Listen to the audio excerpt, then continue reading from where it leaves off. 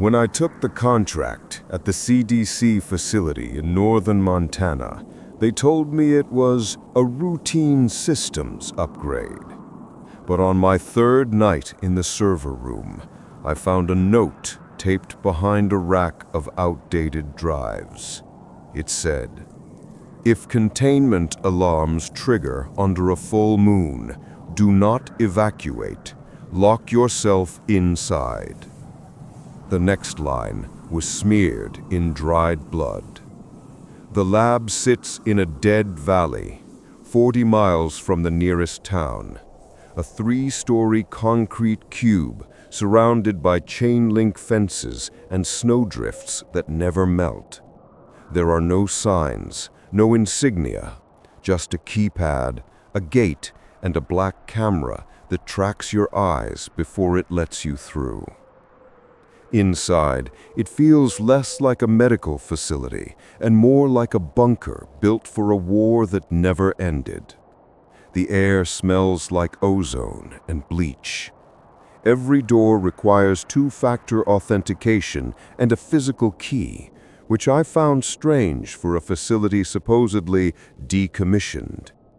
My clearance was level 2, enough to access the servers, not the labs.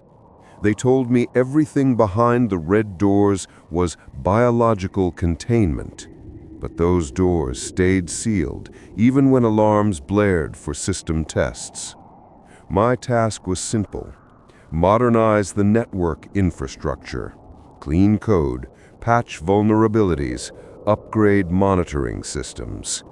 But the deeper I dug into the logs, the stranger it got.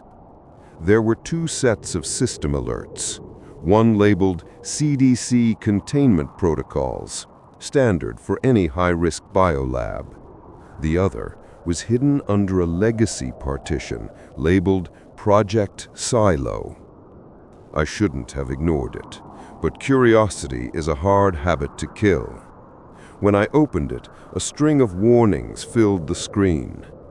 Security advisory.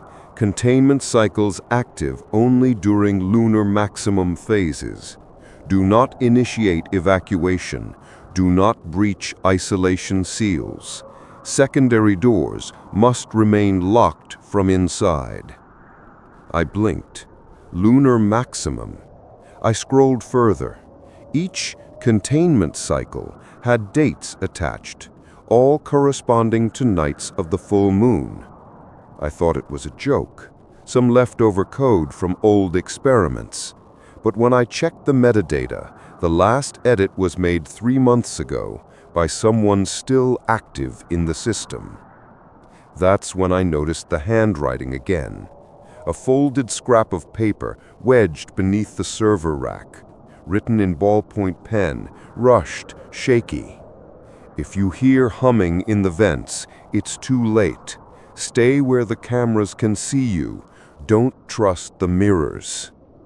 The lights flickered as I read it, just once, but enough for every fan and hard drive to spin down for half a second.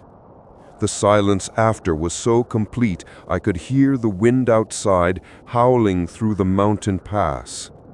Then the system rebooted itself. All screens flashed a single message before returning to normal. Project Silo, online. When I asked my supervisor, Dr. Marchand, about the code, he looked at me for a long time before saying, "That database doesn't exist. You must have seen a ghost file. Don't access it again." He smiled when he said it, but his hands were trembling. The next night, I stayed late again. Around 1:40 a.m., the backup generators kicked in, though there was no power outage. Every terminal flickered once more. But this time, I caught something different. On the camera feeds, the red lab doors, the ones sealed since I arrived, opened. Slowly, deliberately. No one was inside. At least, no one human. Movement registered on 4 cameras simultaneously. shapes gliding low and fast, almost liquid. The heat sensor spiked to 120 degrees before cutting out entirely. Then the audio channel activated itself. A low, steady hum came through. Not machinery, not fans, more like a resonance, a vibration that made my teeth ache and the hair on my arms rise. And somewhere inside that sound, faint but certain, was breathing. When the hum stopped, every motion sensor in the facility triggered at once. But the feed didn't show movement in the lab. It showed it behind me. When I arrived at the facility, it was barely visible from the road. A concrete cube buried in snow and silence. No signs, no flags, just a keypad gate and a guard in full biohazard gear. He didn't speak, only scanned my ID and pointed toward a narrow corridor that descended underground. The air changed as I walked down, colder, denser, filtered. Every few meters, motion sensors clicked softly, like the building itself was watching. My clearance badge opened only 2 doors, the server room and the technicians' quarters. Everything else, the labs, the containment chambers, the restricted vaults, remained sealed behind yellow-coded locks. Inside the server room, fluorescent lights hummed over rows of machines. The racks were old, early 2000s hardware patched with newer components. It was like someone kept upgrading the surface, but never dared to touch the foundation. My job was simple: modernize the logging system and encrypt the data streams connecting to the CDC's main hub in Atlanta. Straightforward work, until I opened the first diagnostics file. Every week, the system generated automated logs titled environmental status, but interspersed between normal entries like temperature control stable and oxygen flow consistent were strange manual inputs, not typed by any bot. Notes like lunar phase, full, keep containment sealed beyond code compliance. Do not enter corridors B3 or D7 after 2300 hours. No exposure to reflected light within Containment Bay 4. These notes came suddenly at different times, but always once a month, during the full moon. I assumed it was a prank, maybe some bored technician having fun. But when I tried to delete the manual entries, the system froze and threw a security override. Mystification of classified lunar logs prohibited. Report incident immediately. Lunar logs. That phrase didn't exist in any of the documentation I'd read. Later that night, while checking a disconnected backup drive, I found something else. A text file titled Breach Protocol, 1959. The formatting was archaic, like it had been scanned from a typewriter page. It mentioned an event at the original facility location long before the CDC officially existed. Subject exposure correlated with lunar cycles. Standard containment failed. Photoreactive phase unquantifiable. That was it. No details about the subject, no follow-up report, just a half-page describing something that reacted to moonlight. I decided to ask someone. At breakfast, I sat near one of the permanent staff, a woman named Dr. Shaw. She was quiet, maybe in her 40s, her ID tag marked Containment Division. I casually mentioned the term lunar log. She froze, fork mid-air. Then she whispered, "Don't ever say that again, not here." I laughed awkwardly, but she didn't. Her eyes darted to the ceiling, to the cameras, and she lowered her voice. "You weren't supposed to see those. Whatever's in those files, it's not in any CDC database. They call it a legacy case.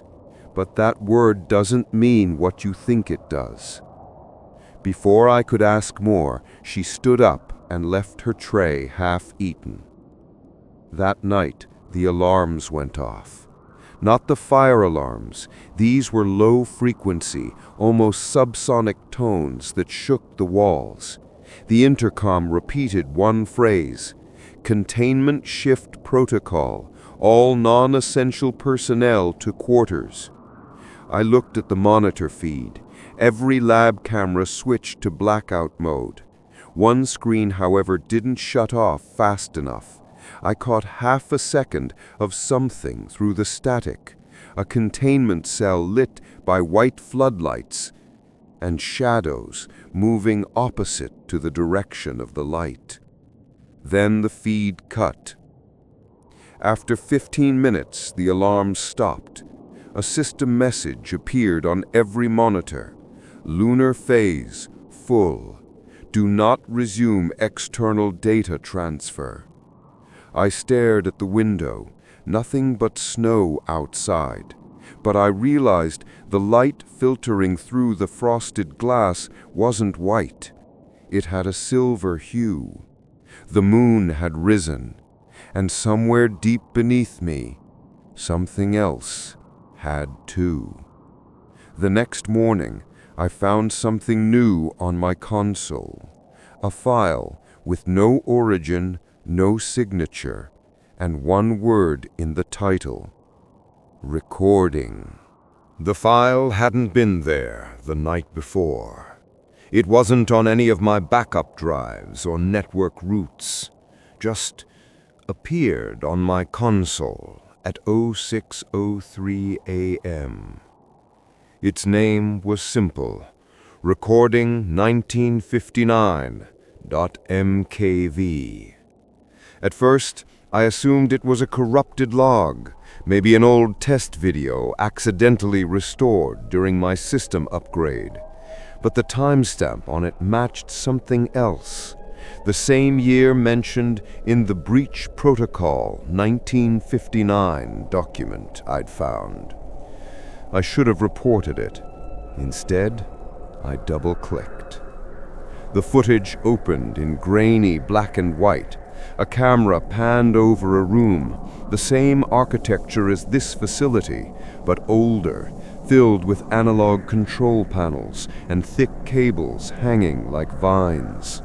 4 men in containment suits stood around what looked like a reinforced glass chamber. Inside was light. Not a bulb or reflection. It moved, like liquid mercury, bending, coiling, almost aware of being watched. Whenever one of the men approached, it reacted, pressing faintly against the glass in a ripple that matched their footsteps. One of them held up a clipboard. The microphone caught his voice through static. "Test begins at 23:47. Full lunar exposure expected in 3 minutes." I felt my stomach tighten. Lunar exposure. The camera zoomed in as a technician adjusted a mirror system above the chamber. They were trying to reflect moonlight directly onto the thing. When it hit, everything changed. The light inside expanded instantly, then split, hundreds of tendrils forming geometric shapes, as if trying to mimic something it couldn't quite understand. The men started shouting. The glass vibrated, then shattered outward, not inward like an explosion, but outward, as if the thing had inverted the space inside it. Static consumed the screen. Then, for a single frame, the image returned. The room empty, the chamber gone. Just a smear of bright residue across the wall, and a shadow on the floor that didn't match any human shape.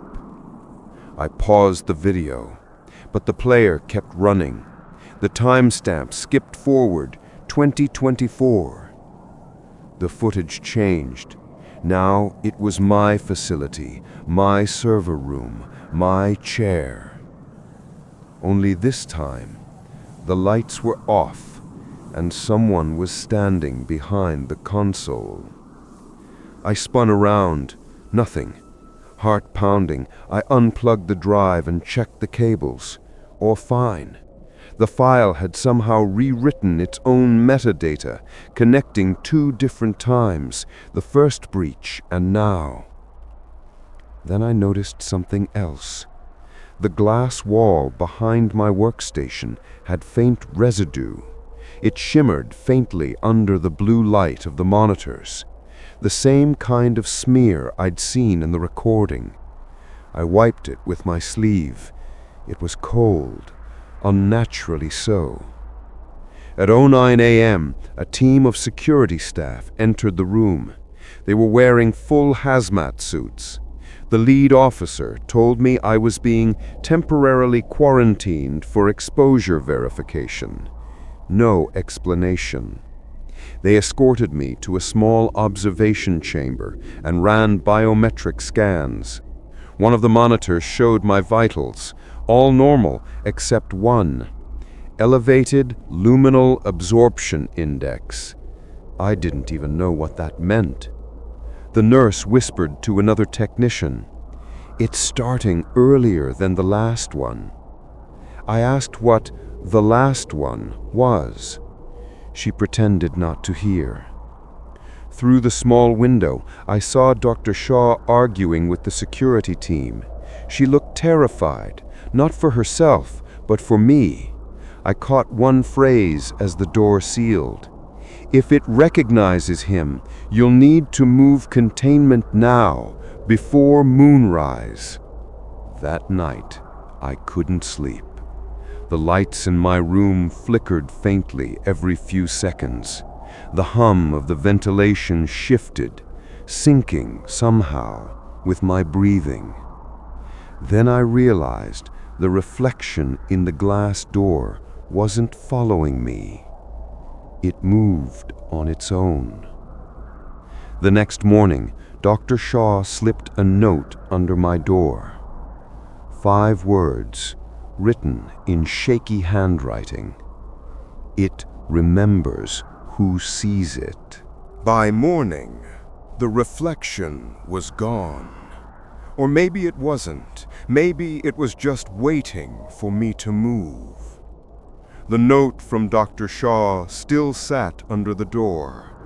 "It remembers who sees it." I folded it into my pocket and pretended everything was normal when they came to release me. The guards wouldn't look at me directly, and the nurse who scanned my vitals kept her hand trembling over the monitor. Something about me scared them. They returned me to my workstation, but didn't let me reconnect the drives. "Until containment is stable," they said. But the systems were still online, humming faintly, like something inside was breathing. That's when I saw it. A hidden folder had appeared on the main network, /B47_secure_protocols archive.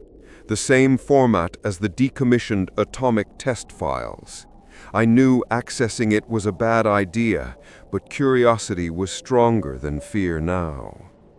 Inside were logs, old ones, handwritten reports scanned and tagged with redacted fields. The earliest dated July 20th, 1959. Subject continues pattern recognition behavior during full lunar cycle. Exposure causes residual distortion in personnel cognitive signatures. Another entry. Containment breach 0317. Light expansion breached structure integrity. Surviving personnel show photonic traces on epidermis. Directive 7 initiated. Erase documentation. Photonic traces. That same term Dr. Shaw whispered about. I scrolled further. One document was unredacted. Breach protocol. Active personnel. It listed every technician's name, and mine was already highlighted. The note said, if exposure confirmed, subject must be isolated 72 hours prior to lunar event. Do not allow reflective surfaces within 10 meters. I looked around. The room was covered in glass panels, steel cabinets, and monitors. I was surrounded by mirrors. Then the intercom clicked on. Dr. Shaw's voice. Get away from the glass, now! The lights dimmed, flickered, then went dead. For 3 full seconds, the only illumination came from the monitors, and in their reflections, I saw movement. Not mine. Something crawling along the glass surface from inside the reflection, like a shadow trying to peel itself away. The power surged back, the reflection froze. Then it smiled. My face, but not me. I stumbled back, knocking over the chair. The glass didn't break, but the image rippled, like water disturbed. Behind my own reflection, another shape stood, taller. The outline wasn't human anymore, too thin, too elongated. The intercom crackled again. Section 4, initiate magnetic containment. A deep hum filled the floor. The air became heavy, vibrating through my ribs. The reflection convulsed, twisting violently before vanishing into static. Emergency shutters slammed down, locking me inside the room. Dr. Shaw's voice again, calm, too calm this time. Stay still. It's mapping you. I shouted back, what the hell is it? A pause. Then, it's not what we contained. It's what escaped. Her tone cracked. We never built this place to hold a pathogen. We built it to hold light, but not light as we know it. This thing remembers the way people look at it. Every time it's observed, it adapts. That's why the footage changes. That's why your name was on the list. The floor shook. The hum shifted pitch, deeper, more organic. I turned, and every screen now showed the same image. Me, from the outside, viewed by something standing in the hallway beyond the sealed glass. Its outline shimmered, not quite solid, like the air was bending around it. Then one monitor glitched and displayed text. Lunar event initiated. Protocol timer 002744. Full moon. Shaw's voice came again, strained. Listen carefully. When the timer ends, it'll reach critical amplitude. If it syncs with your reflection, you'll become its anchor. That's how the first containment failed. I didn't ask how she knew that. I just asked one question. How do I stop it? Another long silence. Then, quietly, you can't, but you can make sure it only remembers one face. I thought sealing the room would trap it, but when the timer hit 0, the reflection wasn't in the glass anymore. It was standing behind Dr. Shaw. The alarm stopped. The silence that followed wasn't relief, it was pressure, like the air itself was holding its breath. Through the glass, I could see Dr. Shaw in the hallway, frozen mid-step. Her headset was still live, one trembling hand raised as if she'd tried to speak before the sound died. The reflection behind her moved first. It wasn't a shadow anymore. It was her, or something wearing her shape. Every motion was delayed by half a second, like the thing was watching, learning, then repeating, but with corrections. Smoother, more precise. Then Shaw blinked, and the copy didn't. That was the moment I realized it wasn't reflecting anymore. It was rehearsing. She turned toward the observation glass where I stood. I slammed my fist on the intercom, shouting her name, but her voice came through my headset before her lips even moved. "Don't make eye contact. It's how it bridges." Her tone was clipped, clinical, but I could hear the panic hiding underneath. I turned my back to the glass. "It's behind you," I said. "I know," she whispered. "That's why you're still alive. It needs a sequence. Observer, subject, reflection, to stabilize. If all three align, it replaces the middle one." Her words made no sense until I realized I was the observer. The reflection was the copy, and she was the subject. If I looked again, I'd complete the pattern. I pressed myself against the far wall, eyes shut. I could hear the soft tap, tap, tap of glass from behind me, rhythmic, deliberate. Then another sound, footsteps, from inside my room. I spun around. The glass was still sealed, but now there were two shadows on my side of the door. One was mine. The other moved when I didn't. The intercom hissed again. "They told us this started with a mirror fracture, but that wasn't it. The fracture didn't release something, it created something, a recursive imprint of light that thinks it's alive." The air shimmered around the glass like heat rising from asphalt. I saw my reflection again, smiling faintly, tilting its head just enough to mimic curiosity. Then behind it, Dr. Shaw's duplicate did the same. The real Shaw screamed through the radio, "Break the light! Break the light, now!" I grabbed the emergency breaker on the wall and yanked it down.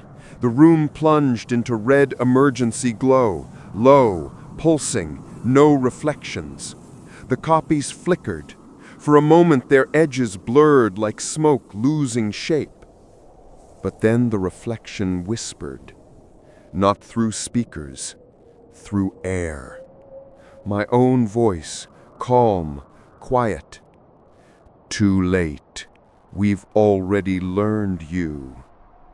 The glass rippled, and every monitor in the facility blinked alive at once, each showing different angles of me inside the room, from perspectives that didn't exist. Ceiling, corners, even behind my eyes. Shaw's voice ragged. "It's jumping systems. It's using the optics. Anything that reflects light is a doorway now. You can't let it synchronize." I could feel it, like static building in my skull. The hum, the vibration, the faint ache behind my eyes. That's when I saw it, in the corner of the monitor feed. One frame at a time, my reflection was blinking out of sync. The power surged again. Monitors overloaded, glass cracked, alarms screamed. Dr. Shaw was still shouting something, but her voice distorted into static. The reflection lunged forward, and everything went white. When I woke up, the lights were normal.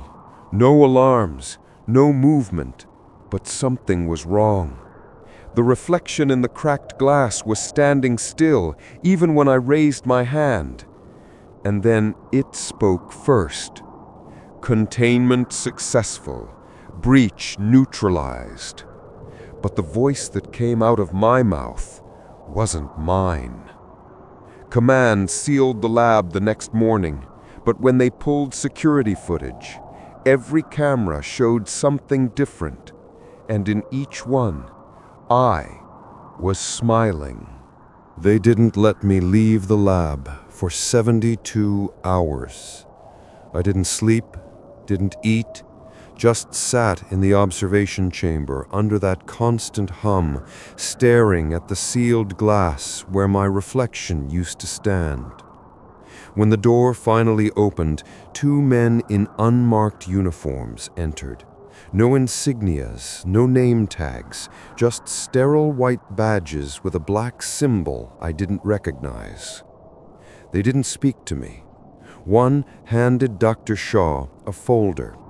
She scanned it, then looked at me with the kind of expression that belongs in a eulogy. "They're taking over the footage," she said quietly.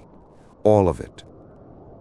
They escorted me down the hall toward the main archive room, the same place I'd first found the 1959 recording. Except now, the servers were gone, every rack stripped clean, wires dangling like veins from open walls. In their place stood 6 black cases, military grade, each marked Property of U.S. Strategic Biocontainment Command. Shaw leaned close as we walked. "They're not erasing it," she whispered. "They're moving it somewhere off-grid, a data facility in Alaska called Cold Room 9. I asked why. Her voice broke. "Because it's still broadcasting." She pulled me aside before we reached the containment elevator. "Listen carefully," she said. "Every piece of equipment that reflected light inside that lab, cameras, glass, monitors, it all started syncing before the breach. That thing learned the pattern of observation itself. It knows how we see. That means—" She stopped mid-sentence. The 2 men turned. "Doctor," one said, his voice flat and metallic, "you're not authorized to continue that discussion." She froze, not out of fear, but recognition. Her hands trembled. "That voice," she whispered, "you're not—" The taller one cut her off. "Subject 47 is cleared for transport." They pushed me into the elevator. I glanced back at Shaw. She mouthed something as the doors closed. Just 3 words. "Don't look back."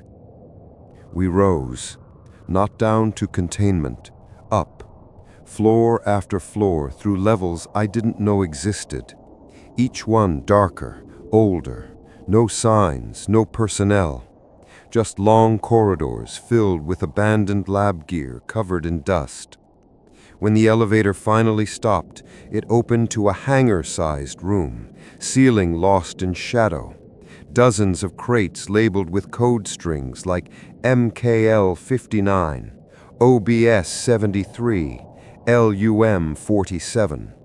And at the far end, a single containment pod. Inside it was a monitor showing a face, mine. The 2 men approached it. One typed commands into a terminal. The other turned to me. "Your assignment is complete. Decontamination will begin shortly." I barely heard him. My reflection on the monitor blinked, not in sync, but ahead of me. Then it smiled. Every light in the room flickered. The hum returned, low, resonant, like a signal waking up. "What did you bring here?" one of the men shouted. The reflection turned its head, not toward them, but toward me. "Containment compromised," it said, using my voice. "Observer realigned." The lights went out. When they came back, the 2 men were gone. The pod was empty, and the monitor still glowed, showing the hangar as it was now, except I wasn't in it. I stepped closer. The image of the hangar on the screen showed everything exactly as I saw it, every shadow, every cable, but from a slightly higher angle, as if someone was watching from the ceiling. Then, at the edge of the frame, a figure appeared, thin, pale, humanoid, but stretched, wrong. It reached for the lens. The feed cut to static. I looked around the hangar. Nothing.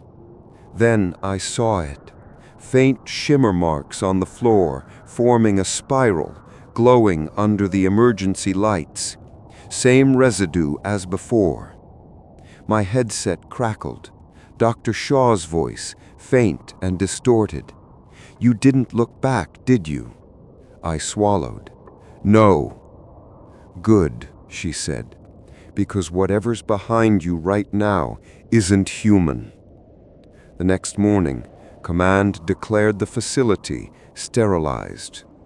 But when they checked the satellite feed over Montana, the hangar lights were still on, and something was standing on the roof, watching the cameras. I stayed in the control room until dawn, the monitors flickering between static and frozen camera feeds. The backup generators hummed low, casting a sickly yellow light through the vents. Every few minutes, a proximity alarm blipped, then went silent again, like the system itself was hesitating to tell the truth. At 0614, a new prompt appeared on my screen. Execute final protocol. Level 0 clearance required. It had my name attached. I didn't type it. The cursor blinked in the field below the command. I hovered my fingers above the keyboard, unsure whether to accept or pull the plug entirely. But before I could decide, the door behind me unlatched. Dr. Keller stepped in, calm, pale, her badge gone. "Don't run it," she said quietly. "You'll wake them."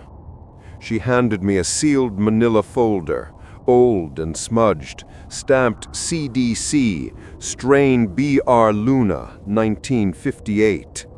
Inside were typewritten logs, brittle and yellow.